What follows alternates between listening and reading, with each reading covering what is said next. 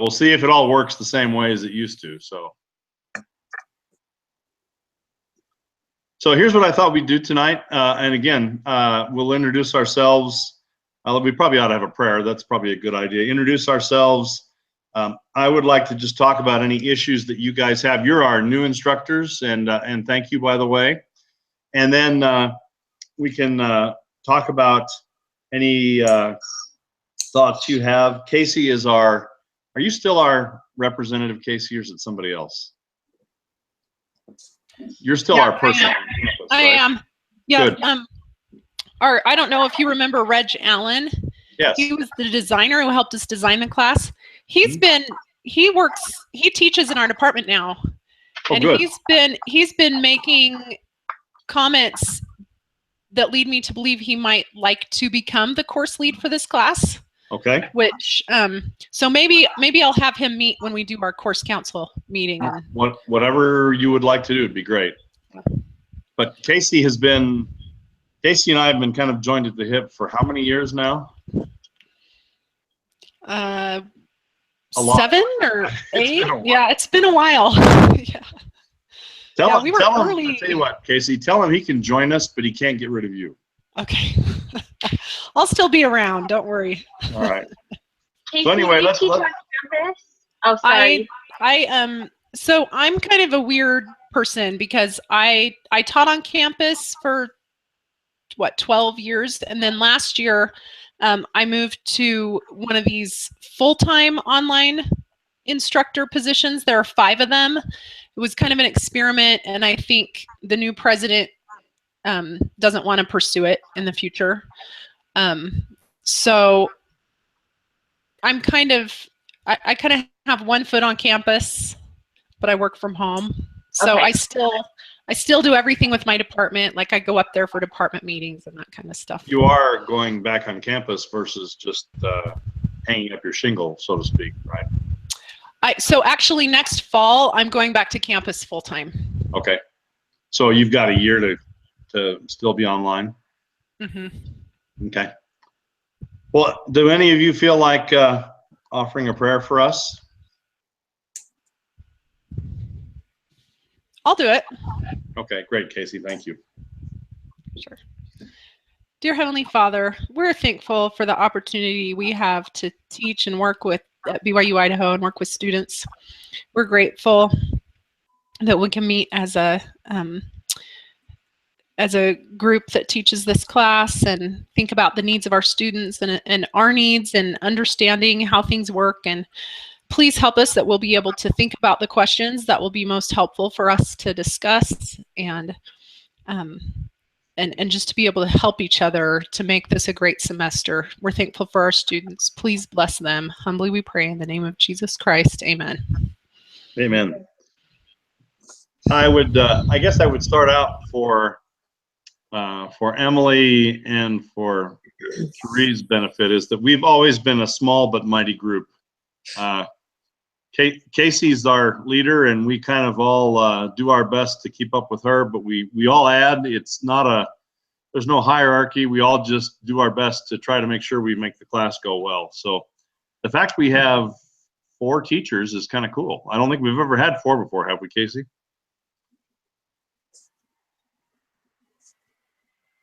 Casey looks frozen. Speaking of those technical. Am I frozen? I was muted. I was muted. Okay. Oh. Yeah, we've never had this many. So, and you guys probably know I'm not teaching it this semester, though I have taught it online other semesters. Right. And I taught 2 sections last semester, and I'm only teaching 1. So, well, why don't we introduce ourselves, and Cherie, why don't we start with you? And I am saying your name right. Am I correct? Right. Yep, Cherie. Yep. Okay, so anything in particular, or just who you are, what you do, something fun about yourself? Okay, so I am Cherie Jeffs, and I grew up in Rigby, Idaho, so close to BYU, Idaho. And I have been working in human resources for about 11 years. And I just quit last year when we had our first baby. So I've been home for the last year, which has been really nice. And just really a wonderful time for me. And so I've mostly worked in the healthcare industry, and have loved that. It's been a fun field to work in. And then, interestingly enough, I worked just briefly for BYU Idaho in the online learning, helping them with the human resources when they were kind of first starting up. They had been doing it. I was their first HR person about 5 years ago. And I worked there just about a year, so that was fun too. I'm really excited to be teaching this class. I have so many questions. I know I've been bombarding not just you, Jeff, but other people as well. So thank you for always answering my questions. And that's why we're here, because primarily this is to get your questions answered and get you comfortable with it. So tell us, and let me guess, you don't like to read by chance, right? I do love to read. I know you can see that back there. We are like the biggest DI addicts in the world. We go to the DI all the time and look for books, and I'm always sending them back to the DI, which is terrible. So yeah. Oh, they like people like you. You spend money and then give it back. That's awesome that you. I always tell my husband that we should get a discount, like some sort of discount for everything we give to them, so I can get free books. But there you go. Well, it's interesting. I'm not sure you can see it. We just moved into the bottom of our home, and I'll give you that on my introduction. My wife spent all of Saturday alphabetizing her bookcases. Oh, wow. So it's I'm not sure if it's a disease or what it is, but she loves books, and that's how I picked up on the bookcase. It's like, it doesn't take much to find a reader. You can just see it right there. Yeah, I read. Any other hobbies, Sheree? Yeah, I really like to. I work in the yard, and we love to look at the thrift stores, like I said. But I like to do crafts and to make things. I always joke that I'm like an old lady, because when we watch movies, I knit or crochet. I just like to kind of keep busy that way.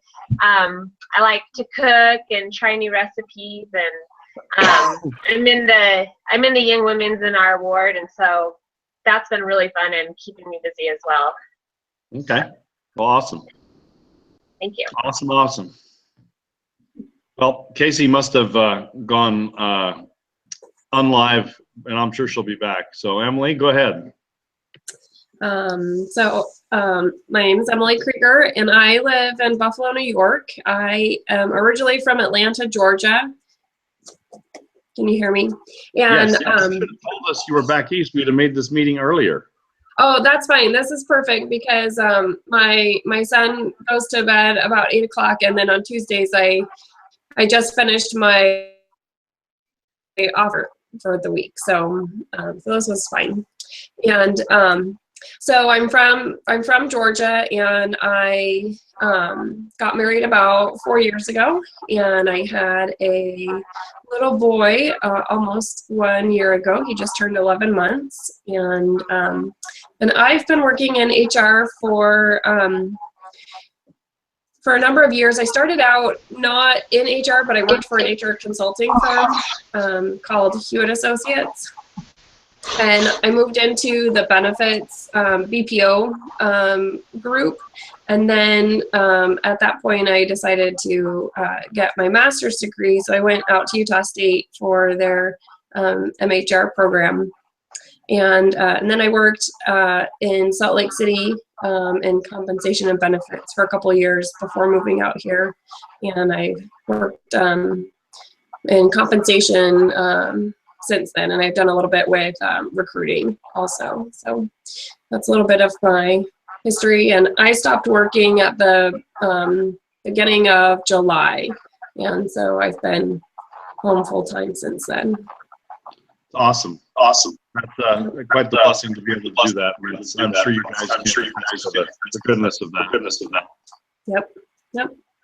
So I also like to be in my garden. I have, when we bought our house, they had recently, not recently, they had, it was all landscaped, and I have not done anything except plant impatiens and begonias at my parents' house when I was younger. So it's been very challenging to keep out all the weeds and to keep things looking nice, because it definitely is a a value add to our home and our property. And I know if I let it go to pot, a lot will be taken away from what we got when we bought the house. So, but I like being outside, and we go hiking a lot, and we just enjoy being outdoors, just in the evenings, being with our neighbors and whatnot. So, as I've been told, don't worry, that yard work will end fairly soon. Yeah, if you're in Buffalo, the outside won't, but the yard work will.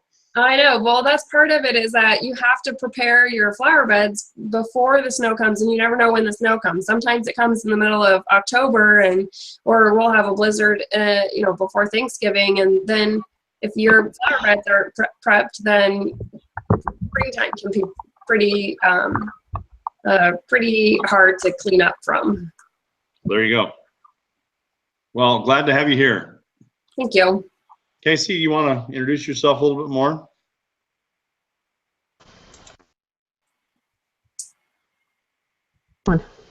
Unmute. Okay. Yeah, we got I'm you. unmuted now.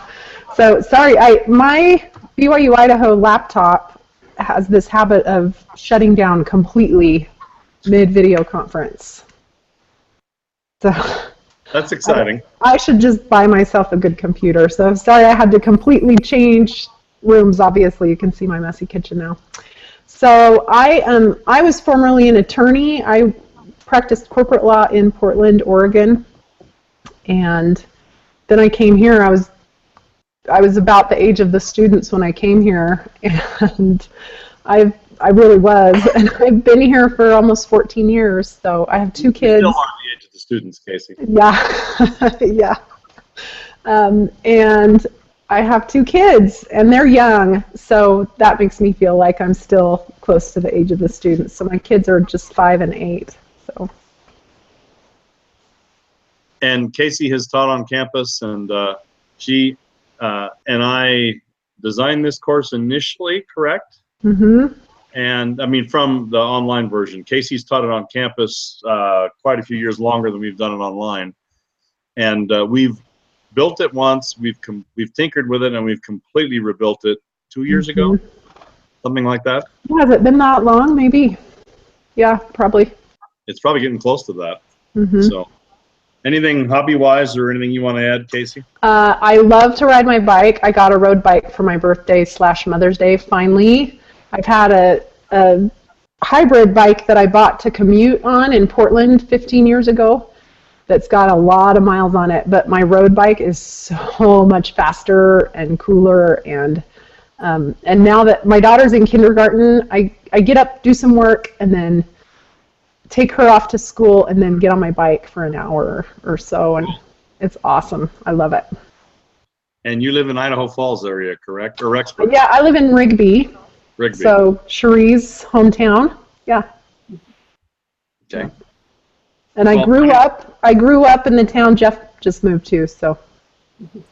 Yeah, a few months ago when I was doing all of this, I was nowhere near where I am now, and I have been in Phoenix for 30 plus years. Ever since my wife and I graduated from BYU, we moved there. I've been in HR the whole time. I guess I'm at 31 years career-wise. Man, that's really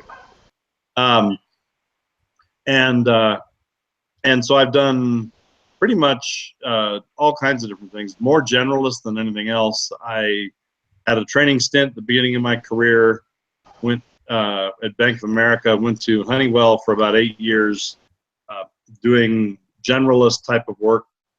Went to Frito-Lay doing HR manager, generalist type of work in a manufacturing plant. Had my own company for 6 years. We outsourced HR for small companies in the Phoenix area, which there's lots of them. That was a fun opportunity. And then I had 2 stints with construction companies, my last 2 positions, and that was about 11 years worth.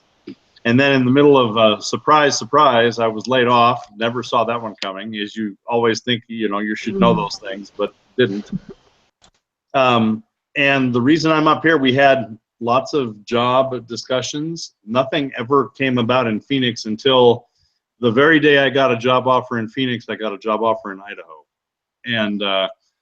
and so we made it lots of prayer and fasting and all that good stuff. And we're in we live now in Ammon, and we're getting used to it and preparing for winter, minus the flower beds. We don't have any, so we're in good shape. So I tinker with an old car that I had since I grew up. I like outdoors things. We've really basically been working on our house because the clutter and the boxes and all that is just not fun. And basement I just showed you with the bookcases, we just got finished because we bought the house with an unfinished basement. So it's just brand new, and we're having fun and getting to know people in our ward, and a whole different change of world for us. So my constant is this class. My job's new, everything's new except for this. So I'm the director of human resources, one of the directors of human resources for Melaleuca here in Idaho Falls. And I'm responsible for the benefits. So this is an extremely busy time of year for us. Not to mention I hit my 3-month anniversary today, and we've completely had to put all of our benefits in place and everything else with a brand new person. And so it's been a good learning experience for all of us. And hopefully they are patient with my foibles, if you will. So. And I love this class. I taught 2 classes last semester. I've always tried to do one, but I've always been blessed to be the OCR because I think it's been a great fun ride, and hopefully that will continue for a while. And it's meant to be nothing more than to make sure that for people that are new, or any of us, that we get this class going well and we have a good time with it. So I'm glad you guys are here. And Travis Stanley is our other instructor. He's been teaching, I think, about 3 years, roughly. He lives in Pocatello. He and I worked together real closely last semester, and he's a great instructor. He works, and I forget the company, but he's an HR manager for a company in Pocatello. I think it's a call center type of operation, and he's got some good HR experience. So he's a good addition to our group, and I'm sure we'll hear from him next time we do this. I'm pretty sure he took this class from me. If not this class, he took my business law class. He probably did. And he's fairly young.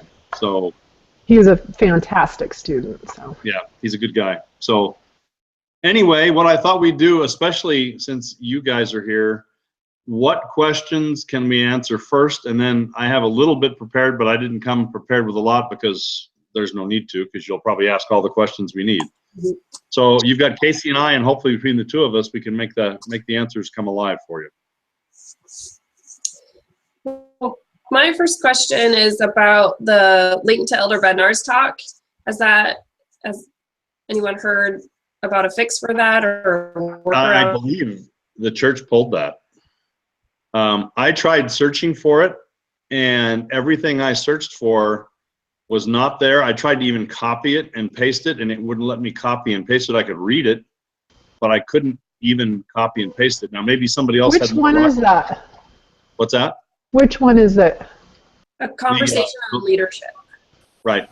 Oh, boy, we had extensive discussions with the church's legal counsel about that before we got the copy, but I pulled the entire assignment and told them I would excuse it, because when I did the Google search, when you can't find something on Google, it's definitely not on Google. That's a link that we got through church human resources, and then we got permission from church legal counsel to use it. So it was, it's not publicly available. Okay. And is the link just broken? Yeah, it says that the video's been unlisted or removed. So we may be out of luck. We might just have to find something else. But so for this time, I'll look into it. That other direction, I just missed that and told them not to worry about it and just focus on other activities. Okay. Does that work for you, Emily and Cherie? Sure. It's not a great answer, but sometimes Casey and I don't have great answers. So. It's such a great story he tells, too. It is. And Casey, I don't know if you have the connections there still, but if we can get that back, it certainly wouldn't hurt to share it. Yeah, I'll try to see if I can, I'll follow up on that. I'll try to find out. So what other comments or questions?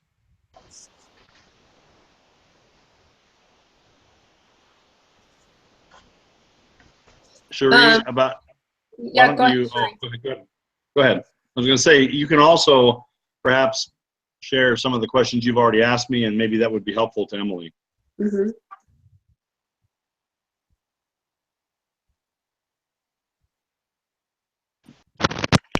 For me? Yeah.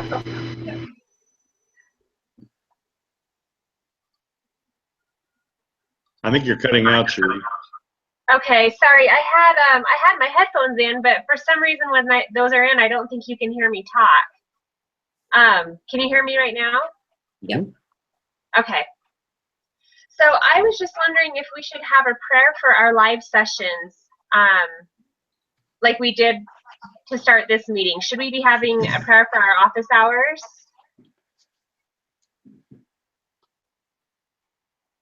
I guess I'll give you my 2 cents for it. I have a prayer and a spiritual thought every time.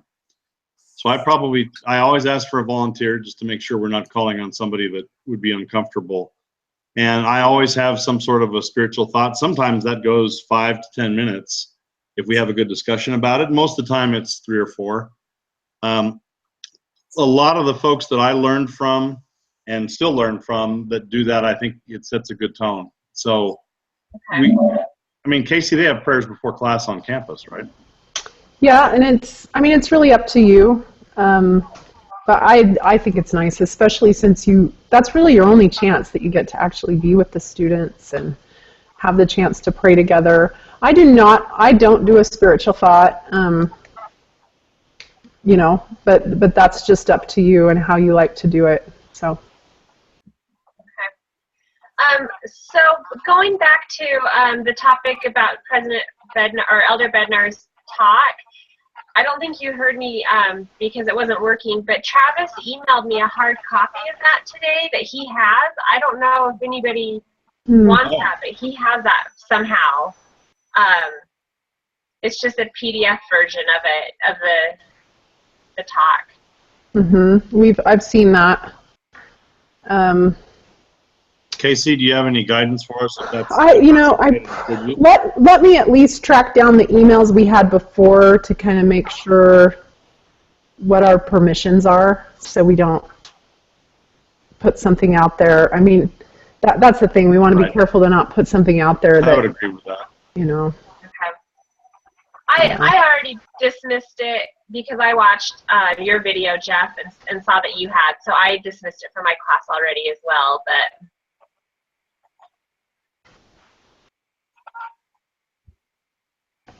okay. I was also wondering about questions you guys have. You have to have more than that. Yeah.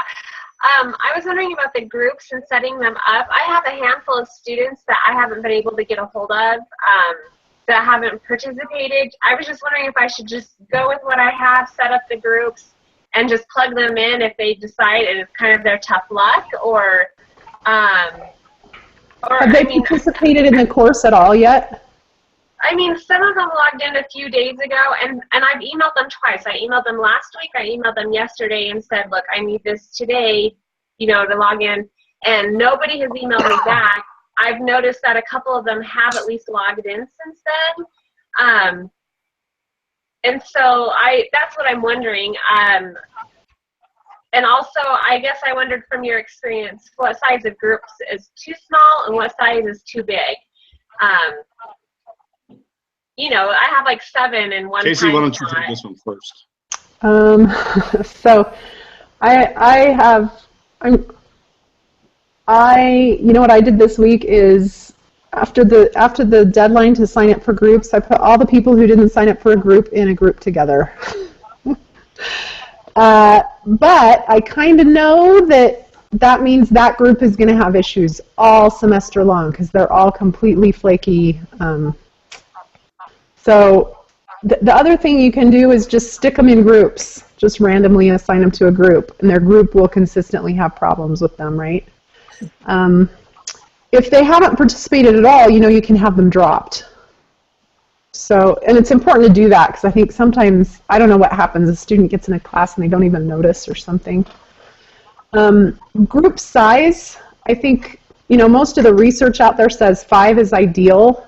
And I think that's also true in this class. About 4 or 5 is perfect. But the thing you have to be a little careful of is, I think more than 5 is tough, like 6 max. But then if you get less than about 4, I think it gets to be too small. So you have to be a little careful, because if you set up groups with 4 right now, those could turn into 3 or 2. On the other hand, frankly, it's nice to have the continuity in this class, and you want that once they start doing doohickeys and everything. But if you have to move a couple of people around with their groups in the first few weeks, I think that's okay. Like if 2 groups end up with 2 people or something, you have to merge them. Have you done that before, Jeff? I have. So that I try to go like 5 or 6 when I'm setting them up, and then hope that they'll stay around 4, 5, or 6. Okay. So maybe I'll just add the stragglers into random groups. And I mean, I'm assuming they may drop out if they haven't done anything by now. Okay, can I add my thoughts to Casey's? A lot of it's the same. A couple things. I usually shoot for 8, because if you can shoot for 8 with the bigger time slots, almost always something's going to happen, and you end up settling with 7, 6, or 5, like Casey was talking about. Whether that's good or bad, that seems to work. But to Casey's point, if you've got a group that has like 2 people that want to meet at 5 in the morning, I let those 2 people meet. I just tell them right up front, you guys have more work. You're going to get to know each other better than you normally would. But if you're okay with it, I let that happen. And most of the time, it follows through okay. So I shoot for the 5 to 8, depending on the group size, and then just kind of let it take its course and just deal with it. Again, Casey said it the right way, but there's not much you can do beyond that. Okay. Casey, do you agree with that? Yeah, I do. And you'll find out pretty quickly if there's some groups that have just gotten way too small, or right. Someone needs to get moved. And on the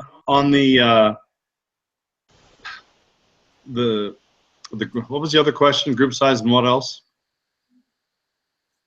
Now I can't even remember. Okay. That's terrible. I think you were asking about those who didn't sign up for a group. Yeah. 2 parts. Yeah. I guess I'm lazy and old. I don't even try to form groups until Saturday. I've just had too many times. They don't need to meet this week. Week 3 or week 2, excuse me. Are we in week 1 or week 2? We're in week 2. Okay. Week 3, they absolutely have to meet. But every time I try to put them together too soon, I have to deconstruct them. So I wait till Saturday. I do it Saturday. And then I say, absolutely, you guys got to hit the ground running Monday. Again, Casey may have a different opinion, but it's been too many times I've put them together, taken them apart, put them together. So I just tell them to chill for week 2. They're going to get plenty of group time, and tell them to hit the ground running on Monday. So I'd like Casey's opinion on that, see if she agrees or disagrees. Do they have to do anything in their group during week 2? Nope. Yeah, I would agree. I set up groups at the last possible minute. That gives them time to figure out when they're going to meet. Yeah. And they can do that Monday, Tuesday, Wednesday, whatever the case might be. But, you have the students that are always on the ball. And if you mix them in with other people, which you have to do, then you end up with, hey, this person's not here. You end up with group issues. Mm-hmm. And by the time, if they're not there on Saturday and don't have a presence in the courts, I don't include them. I just leave them out. And if they come back and make a presence, then I'll add them somewhere. So I guess I don't follow what our instructions are because I've had too many times where we've been burned by that. At least I have. So. Okay. Okay. I was wondering also, do I just select the group leader each week, or do they select their group leader amongst themselves? I know Casey's got a great opinion on this, so I'm going to let her answer this one. If I remember right, we let them choose. I think that's what I've done. I think if you choose, it just never works. It's too, because it's the same time that Joe has a job interview, and that's the one he's going to miss, and that's the one you assigned him to do, and so. And they just rotate each week, though, right? They just take turns. Yep. I never assign a group leader, and I always make them rotate. Okay. The other question I had about that, I read that we need to email them a password or something, the group leader, but I didn't really see any instructions about that. Is that still in there, Casey? That's. You know how many times we've tried to take that out? This is completely my fault. You know what? It's not. It's because we fixed it in the course, and then I have not paid enough attention to the instructor notes, because it's always like you and Jeremiah or something. Oh, I know. And so I need to do a better job of going to the instructor notes and getting rid of old stuff. So that's old, and you can ignore it. So we really don't have to do anything besides tell them, here's your group, you guys pick a group leader and start following the instructions in the content. Yeah, they do need to know, though, that they need to take turns being the group leader. Okay. And then, Jeff, I can't remember what we ended up doing with their assignment, with their writing assignments. Are they still taking turns on those? I can't remember. Well, I do that, and I typically have, again, my recommendation, and although I don't make them stick by this, recommendation is that the group leader is the one that compiles. But a lot of times they don't do that, so I have a group leader and somebody is the person that compiles that writing assignment and submits it as one for the team. I would say 80% of the time, 90% of the time, it's the group leader that does that, and it kind of rotates with them. But I've had groups that say, no, we want so-and-so to do it, and if they don't do it every time, I think it works fine. Because we used to have that set up as a individual writing assignment. Right. But it's a group assignment now, or is it? Okay. Well, there's two things. There's the person that submits the doohickeys assignment if it's due that week. And then you have the person that writes up how did the group meeting go for the group, and they use both the group meeting and they use the answer to the question or the content that's there for that week. And most of the time, those two are separate. Right. Okay. I'm sorry, did you say most of the time those go together with the group leader? No? Oh, most of the time they're separate. Okay. So they do a write-up on the group discussion and then their doohickey project. Right. Okay. I think probably the most confusing thing from an instructor and a student standpoint early on in the course is figuring out that the groups are doing two totally different things. One of them is doohickeys, and that runs in the background all semester, and that's like their group project that they work on all semester offline. They can do that whenever, however they want to do it, right? Then there's their weekly discussion that they are assigned to do, and the leader has, it's basically like the gospel doctrine teacher manual on how to lead the discussion that they do once a week, and they rotate leadership.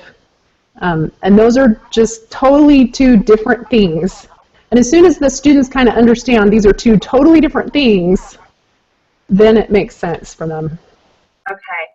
And so they, those questions that they need to talk about each week are listed in their content, I'm assuming. I must not have seen that. Okay. Okay. Or Cherie, the other way to look at it is just have a discussion about the content for the week. What they liked, what they didn't like, what was interesting, what do they think would work. They can make their own discussion. So the questions are there for starter, but they don't have to follow those religiously. Okay. And they can let that discussion go where it wants to. But I think it really helps, especially those who are, they'll tend to just be like, what did you think? What did you like? You know, and the discussion questions are, they're the discussion questions I would use if I was going to teach the case in the classroom, right? Okay. Casey gave a better answer than I did. So they're really intended to help them get into the questions that are actually important about the case, rather than just, oh, I feel good. How do you feel today? So, yeah. A good point. Thank you. I would second that. And it really makes it easier, because if you're the discussion leader and you have that outline, you can kind of just go through the outline and, you know, ask this question. So. And again, I'm going to amend a little bit what I said earlier. Typically, the group leader is the one that leads the discussion and puts the summary together. The typical is not that the group leader of that week is the one that finishes the doohickeys assignment. Would you agree with that, Casey? Yeah. So if I gave that impression before, I was wrong. Yeah, because they'll have, like, they also usually will take turns with who's in charge of doohickeys, which means someone's in charge for the first couple of weeks, someone's in charge the next couple of weeks, right? So that rotation's going on. Meanwhile, every week you're rotating group leaders for the discussion. So it's just kind of a different schedule. And they just manage that all on their own. Yep. Now, can we talk about the doohickeys paper for a bit?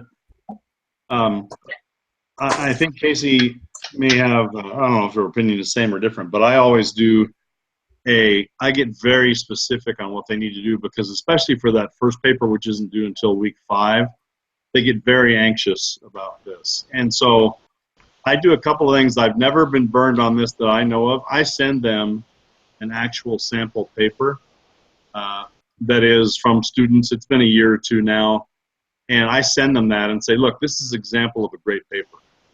And I also warn them, hey, please don't copy this, because I know what it is. But it's a way to give them an idea what to look for, how to organize it, that type of thing. And once they get a visual of this, it makes it much easier for them. If you guys would like to, I'll send you that. I would love that. And that's what I tell them right up front. I said, look, this is an example, and I give them specifically what I'm looking for, and then they begin to get an idea. They get some traction behind that. I saw Casey nodding. Do you agree, Casey? Mm-hmm. So I only send them one. I don't give them multiples. And the main thing that the people have with this issue, with this class, is groups and getting started and getting traction on the doohickeys paper. Once they get traction on the doohickeys paper, like their second one, this class just hums. So by the time you're in week 6, you're never on autopilot, because there's a lot of grading. But as far as being concerned on who's doing what and why, it goes smoothly. And then you end up with a blip somewhere between week 10, 11, and 12, because the semester catches up to people. In this case, we'll have the holidays. Mm-hmm. I mean, and there's issues that go along with that, but that's nothing that's different than any other class. Okay. Yeah, So, that would be great to send them. I think that's a great idea to send them a sample. I haven't always provided a sample, but like Jeff, I've tried to always be like super specific about what to include, and then and I'll give them just or sometimes I'm not as specific, and I'll give them just a ton of feedback on that first one, super specific feedback, like, you know, you guys made a good effort on this one, and, you know, next time I want to see this. I'm giving you this many points this time, but next time, if you want the points, here's what you need to do. and I take it a little bit different. When I give them a sample, I expect it to be good right out of the bat, right out of the gate, and I don't give them that flexibility at the beginning. Yeah, so I've kind of done both. I showed that to you, and again, that's not a right or wrong. Casey's way is just fine. Yeah, and I've done both, so. Yeah, difference in style. I'd love to see it just for my own sake, so I know what I'm looking for, you know? Yeah. Well, you have to guess. Maybe I gave them a good grade for a bad paper, so maybe you have to take it with a grain of salt. Well, it'd be good to see exactly what, you know, I should be looking for, so. Emily, you've been quiet. Other questions you might have? Well, some of those were questions I had, so I appreciate Shuri asking those. Okay. I had a question on, is there an easy way to know what should be graded? Because I was going into checking like the Gmail addresses, and I saw there was a button for evaluate, but then I didn't want to grade that because then when I go into my grades on the spreadsheet, there's not an input for it there. So, and then like the introductory videos, I know those aren't graded, so is there an easy way for me to know? Because I think the students they get worried sometimes about some deadlines, and like they were pretty anxious last week, and I didn't want to tell them that it was not graded because I wanted them to actually do it, but for my sake. You know, this one's a bit of a problem, and I'm going to jump back to the issue we've had that was threefold. And did I send you guys a copy of the help ticket I sent in? Mm-hmm. Is that a yes or a no? Yes. Yes. Okay. That help ticket is going to be part of the answer to your question. We have had a significant issue with those three items, which is the grades showing up as an F instead, because unless it's auto-graded completely, it shows up as an F unless you've given input on that, and it freaks the students out. We tried to change that last semester. I know Casey gave instructions for that this semester, and it's doing the same thing again. So that's an issue for the entire class. So that's part of the issue with grading, is that unless it's 100% auto-graded, and there's just one place where you need to give input, it automatically scores them an F.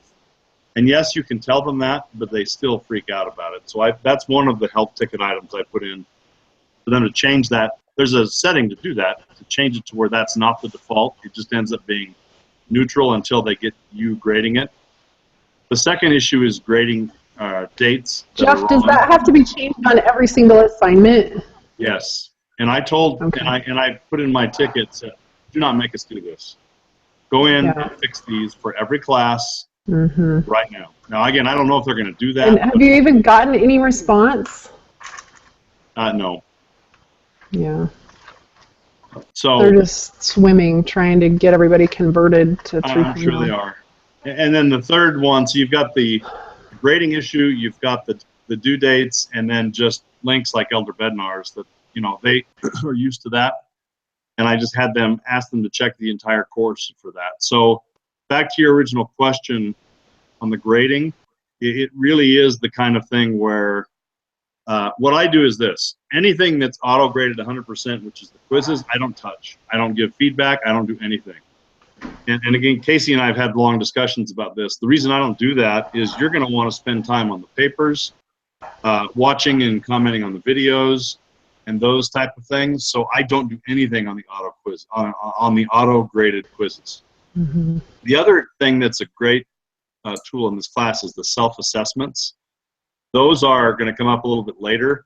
They are significant time crunches to take time, but you always want to give feedback, at least I do, to each student on those self-assessments. So I save and economize on time by not grading anything on the auto-graded quizzes. Casey, agree, disagree? Yeah, well, that's exactly why they're set up to auto-grade. So you should spend 0 time on those. Don't even. Don't Now, touch one them. other thing, you guys have taught and I learned 3 before. Is that correct or not? No. If you do not put anything in a box in the grade, that acts as excused. So hopefully you learned that in your training. But if you go through a week and they have 5 students that didn't do anything, you need to put 0s there. Otherwise, it excuses the assignment and does not count toward their grade. So that's kind of a big one. We had, just on the importance of that, I don't know if it was last semester or the one before, my TGL had an issue with an instructor who had not put in 0s all semester. And the student came back and claimed, I thought I had an A all semester, even though he had done like no work. Wow. And so it was like, well, you know, what do? Do you give them an F even though the grade book all semester has been showing an A? So it's super important that you get those zeros in. That's something you really have to stay on top of. And it's hard to remember because there's nothing to remind you about it. Right. The other one I would add to what Casey said is, and I'm not sure, but at the very end of your grade book, and Casey, maybe you can help me with this, you have to enable the students to see their grades. If you don't enable them by checking that checkbox, they literally cannot see their grades. And again, maybe you know the specifics. So you guys probably would have done that when you did your pre-semester checklist. Yes. Yes. Okay. All right.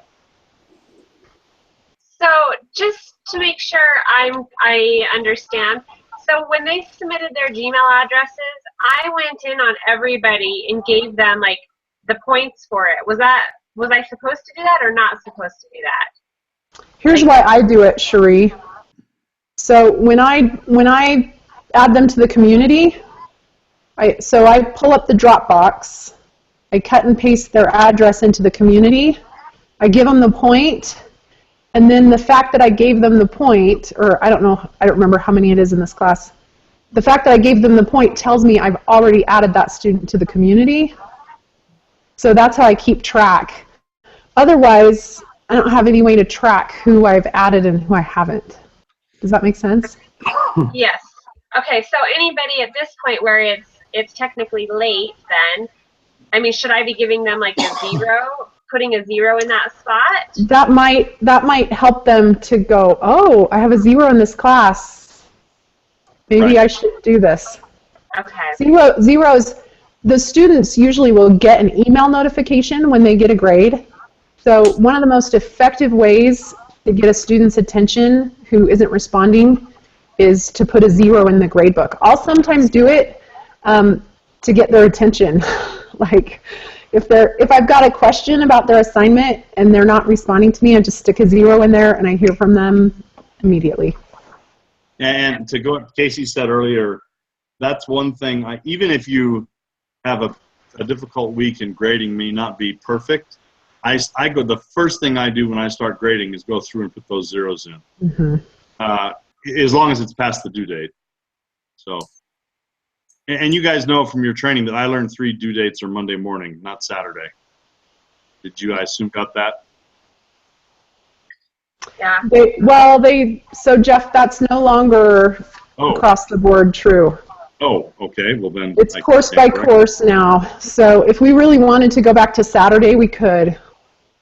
Oh, okay. I didn't know they changed that. Okay. Yeah. So they changed it for everyone without asking anyone's permission. And then they said, oh, well, if you want to go back, you can. Okay. Okay. But I kind of just felt like course is set up for Monday. Once it was all changed, it was easier just to stay that way. Yeah. I believe ours is set up for Monday the way it's done. And I don't know about you, Casey. I think it's much better. I think the students have a little bit more. I don't know if it just means they work on Sunday. I don't know what it means, but it seems like it was less grief to do it that way. I think there are pros and cons, but it's as good as any other time. Yeah. So what other questions do you guys have?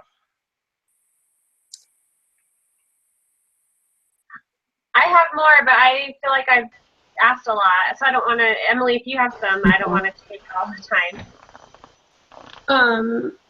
Let's see. I had a question about so on the assignments, I had looked for where to find email addresses. I had looked for where the students were supposed to be submitting those, but when I clicked on the assignments button or link on the navigation bar, I didn't see anything that said for them to submit their Gmail addresses. And it turns out that the way the assignments are sorted, that it was way down farther in the list. So it took me a couple days before I found a whole slew of Gmail addresses. And so students had been saying, I sent you my address. Why am I not added to the community yet? So I resorted and moved a couple of the other assignments up to be in order. And I don't know if that's something that is just for my section, or is that something that can be done for the whole course? You mean in the grade book, right?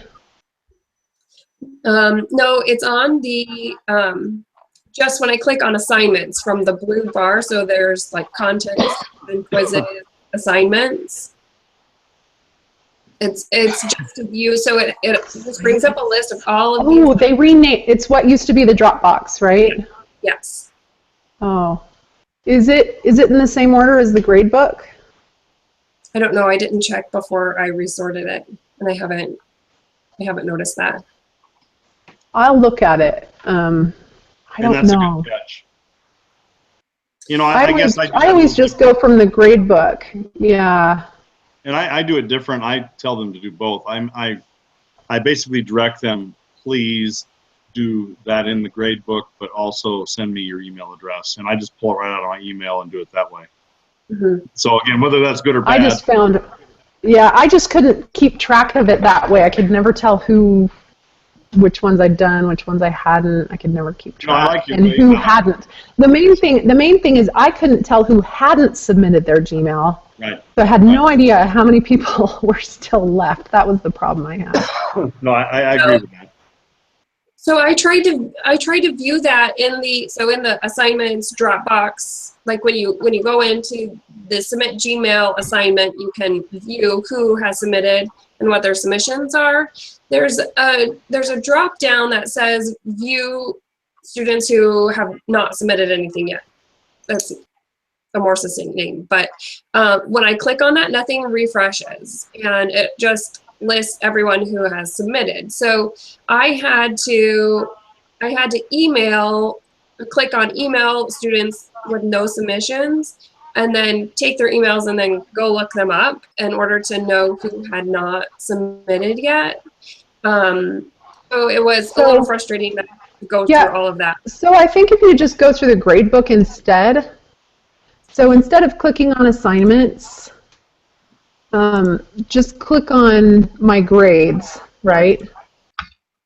And then the thing I always do is I use the little more actions, and I hide everything that I'm not working on right now. So I'll go through and just hide everything, and then I'll be like, okay, all I want to see is anything that says lesson 1 on it, and I'll just click those and be like, that's all I want to see. Yep, I agree with that. And so then when you go into that submit Gmail address, you'll see it will, when you just look in the grade book, you'll be able to tell immediately, you'll be able to see which ones have been submitted, which ones have been given points, and which ones have not submitted anything. Does that make sense? Yeah, so I think that's where some of my confusion comes. I think Cherie might have noticed I said earlier, I was asking that to make sure that the Gmail addresses were not graded, because when I go to my grades, I don't have that as it doesn't show up as a column. Oh, I see it. Okay, I see it. Other writing assignments. I have looked at this so many times. And that's why the other thought I would the hide show columns is really helpful for that. Yeah, the other thing I would add to what Casey said, I know that iLearn3 is supposed to be super good on grading by assignments and by groups and everything else. It is, again, this is an opinion. Casey, if you disagree, then tell me, but I just go to the grade book and grade it, because it's setting it up, and then there's things that get left out, etc. So I just go by the grade and just scroll down and get it done. So again. So when you grade doohickeys, you just go in and give the points to every member of the group? Yeah, but and I do it, and then this is lame. I agree. So I'll just tell it right up front. I grade by group. I copy and paste the feedback and just paste it in the feedback section. So whether it's good or bad, that's what I do, and it seems to be less headache. So maybe that's me in my training, but it seems to work. and it works pretty well. But So again, I did that in the old, in 2.0, but in 3.0, I love setting up the groups once and then being able to, when they submit doohickeys, now I think the course should be set up this way. You guys will have to tell me if they've got it working correctly. But it should be that once you set up the groups, when they submit, when one group member submits their doohickey paper, you type in the score, you type in the feedback, and it goes to everybody in the whole group and populates the grade book. I love that because I feel like it saves me a lot of time. And then the other thing I like is that I can click on, it gives you the option to click and see who the group members are. So when I get the paper that has 3 names on it, and I'm like, isn't there a 4th group member? I can look and find out that, oh, I might need to go put a 0 on that person's score. So I love doing the group grade option, but there's nothing that says you have to use the group option. It's just personal preference. and Casey is a better example of that than I am. I'll just leave it at that. So we should be setting them up in groups in iLearn and in the Google community. Is that right? You don't, there's no group set up in the Google community. So in the community, you can put in those group 1, group 2, group 3. Right. And then what that allows them to do is to post their Hangout. They'll choose group 2 to post their Hangout. And all that really lets you do is sort it that way. So if you want to look at all the group 2 ones, you can just search by group 2. But you don't have to do anything to put them in groups. No, and all the groups are visible.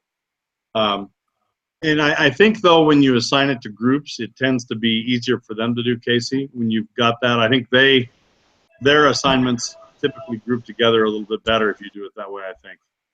You mean in iLearn? No, in Google.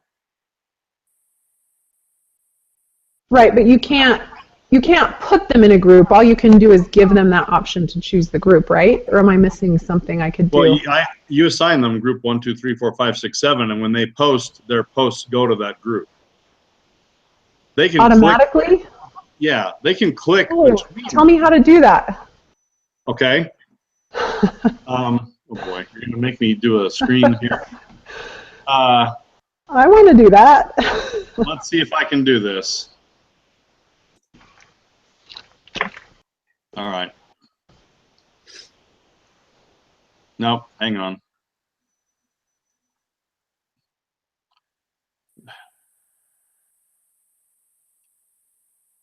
I'm really bad with screen share on Google. I know, it's really hard. All right, there we go. Nope, sorry. It's the to infinity and beyond. Yeah. All right. You know what I'll do? I'll do a quick demo video and send it to everybody. Awesome. And then is it okay if I share it with my business law group too? Oh, of course. And again, there's no, I guess what I would agree with what you're saying, there's no privacy between groups. So the groups, the people in group 3 can click on group 2 and look at everything, but they also, if they post, it automatically goes to that group that they're assigned to. Cool. Yeah, I had no idea you could do that. Yeah, I will. I'll do that. And again, if you look at this and say, "Well, I knew that," duh, then I'm not explaining it correctly. But okay. So I think both of those are optional, though, right? Like. Yes. Yeah. And again, whatever way you want to do that works just fine. So for assigning the groups, I learned that is there's a page that has a table for the groups and like kind of a spot to enter in names. I haven't tried that yet, but how are we supposed to communicate to everyone which group they are in? You make that assignment and then put them in there. So on going back to the content, in lesson 2, there's where they write their preference, and then right below that is the permanent group assignment, I think is the way they call it. Mm-hmm. So I put that, I think what you're supposed to do is put that in the permanent group assignment, and they can click on that and see it. And that's where they get that information. Okay. I was wondering about that. I wondered if I edited that sheet in my class, if it changed other people's classes. No. Okay. You're supposed to do that. That's Okay. So they write it in the first one, and you take it and put it in permanent in the second one. Okay, so then, okay, I'll just have to look to see how to edit that. I don't think I've edited I it. saw on the bottom there's something that said edit HTML, and that's I thought that gave me the right to edit it there. Yep, that's what you want to click. Okay. And really, It's on the little drop down arrow to the right of it. right. Okay, That, I was this is thinking I was going to bring up HTML code. right, the only thing that Me too. we ever edit in this class, Casey, is that page, as far as I know. Okay. Yeah, and that's it. yeah, and it's not code. It's just it's actually very easy to cut and paste and stuff in there. Okay, So- yeah, that looks great. Yeah, you know, with the exception that they've changed the policy now to where in our old LMS they could change a master and that would trickle down to your classes. So if there was like an issue that needed to be fixed, they could make one change. It worked for everyone. Now they have to go into every single section and make the changes. And so now they're telling, you know, like, hey, you have a comma in the wrong place, just change it. You have, you know, things like that. Just make the change in your course. Just make sure if it's something that needs to be changed for all of us, that you submit a ticket, or email me at least, or email Jeff, so that we get it put into the course for next semester so you don't have to make the change again. Okay, because I've seen But a couple really- of cases where there's like a due date that's hard coded in the content page, and I have emailed a ticket for it. But you're saying I can go ahead and change that in my course. But then make sure you submit a ticket so it gets fixed next Also, semester. okay. And tell us too, because if you see something or if I see something, I'll let you guys know too. So. And again, this is what I did. I thought that would hopefully help, and said, go back and fix these. We'll see if that gets done. I submitted your same request, Jeff, so Awesome. we got it at least twice. There you go. Well, I want to be respectful of everybody's time. Is there any other burning questions? We've been on for over an hour now. Anything else that we really need to help you guys with, or that we can have Casey impart her wisdom on? I just have one question. You kind of mentioned this to me in a text, Jeff, but I was just wondering about how to encourage them not to work ahead. I mean, I have people already submitting their HR interviews, like their completed HR interviews, which aren't even due until next week. And they haven't even submitted like the first part yet, which is who it is and when it's supposed to be. Just wondering like if I should discourage it or if I shouldn't care, or how to approach that, I guess. Have you looked to see if they actually submitted the full interview or if they just submitted the first part in the wrong place? No, it was the full interview. I think that's great. Okay. Is my take on it. Like, No, go ahead, Emily. Sorry. That question came up in my office hours last week, if they could work ahead, and I told them that there were restrictions put in place for when the lessons were available to them, and that if there were things that they could go ahead and read the cases ahead of time, they could go ahead and prep the cases, whatever they could do, you know, that was available to them to work ahead, that was fine, but there were going to be assignments like with the groups that they wouldn't be able to do ahead of time. They would need to wait until that week and the group met. And so it was kind of a little bit, yes, you can do as much as you can. And what I tell them is this, is that absolutely positively they cannot work ahead in the groups. They cannot do that, and I'll tell them in their groups they can't do that. I let them go 1 week ahead in the individual assignments. have you ever had any group ask to work ahead? I've had individual group members that say, hey, I want to go faster than my group, and I say no. Oh, yeah, no. I thought you meant like the whole group wanted to work ahead. Oh, no, Are you kidding? I think I would let them do that if they Oh, yeah. wanted If that to. happened, that'd be great. Okay, so if they're submitting assignments early, and I've read that I need to grade within 7 days, is it within 7 days of their submission or 7 days of the due date? I wouldn't. Again, Casey, you may have a different opinion. I would say if they're ahead, I wouldn't feel an obligation to do that. No, I would grade the rest of the class.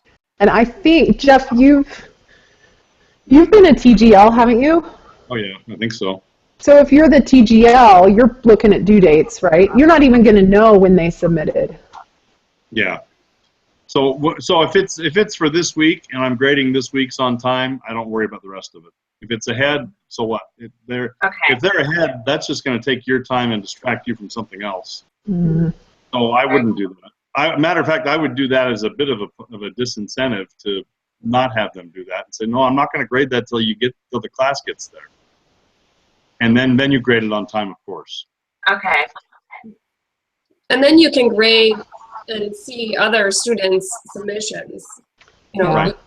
have an idea of what everyone else is doing. Yeah, and you do have the option too to put in scores without returning them to the students. So a lot of times I'll do that. If I want to see everybody's, because I realize that, the first guy was so hard on him, and then I realize his is like one of the very best ones. So. Yeah. Or the opposite. All right. Well, anything else that's of burning desire, importance to talk about? I could ask more questions, but they're all going to be just, little things here and there. So. Well, Emily, what I would say, I know that Cherie knows this, is that if you want a quick answer, I don't get on my BYU Idaho, especially with my new job, till the evening. Feel free to text me, and I'll give you. Hopefully, Cherie, you found my answers were fairly quick. Yes. And so, feel free to text me if you've got a question. That there's no harm in that at all. And actually, we probably ought to set up a group text. So. Oh, that would be good. I don't know if you'd like to be in on that, Casey, or not, but we can certainly do it for Travis and the three of us. If you want to be in, that'd be great. I'd love to say yes, but I'm so drowning with. I'm teaching the B320 course, 2 sections, and it's a pilot.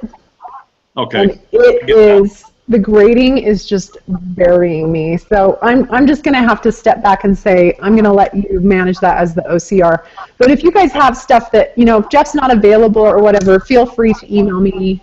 I am available. I just need to stay out of the fray a little bit or I'm going to die this semester. So. Well, I think I've got Cherie, I've got your number. Emily, I'm not sure I've got your cell number, so text that to me. I think I gave you mine. And that way I'll put a group text together. Will you, from what I can tell, I can't see that I've been added to your group. Yes. Community. You sent me a That would be Gmail great. address, right? Okay. Do me a favor. I know that I thought I took care of that. Send it to me again, will you? Sure. Okay. All right. Well, unless you guys want to talk longer, can we call this a night and call it good for our first discussion? Yep, this has been very helpful. Thank you so much. Yes. Thank you very much. Thanks, Absolutely. Jeff. I wish my OCR was doing this. He would have to listen to you say, I've got 2 sections to grade. So yeah, I know. All right. Well, again, we'll be in touch. Travis will probably join us next time. He must have been called to be the bishop or something like that because we haven't seen him. So we'll give him grief. So thank you guys, and I'll send this recording out as well too. Thanks, Jeff. Okay. Thank you so much. Good night, everyone. Good luck. Bye. All right. Good Thanks, night. guys. Bye. Bye.